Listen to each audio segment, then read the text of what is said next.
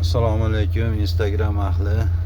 Mana Toshkentda qattiq qor yog'yapti. Sovuq kunlar.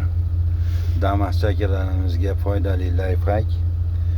Bizning Damaslarda shofer tomonidan kamroq issiq chiqadi, passajir tomonidan ko'proq issiq chiqadi.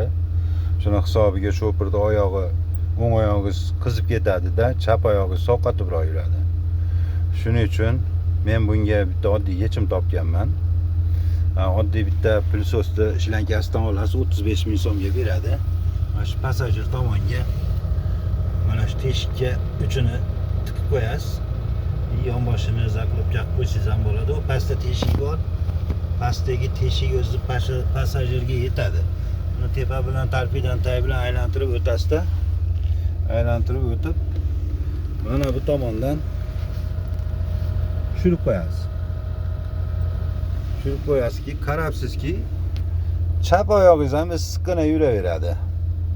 Agar yoqqan bo'lsa, bitta like bosib ketasiz.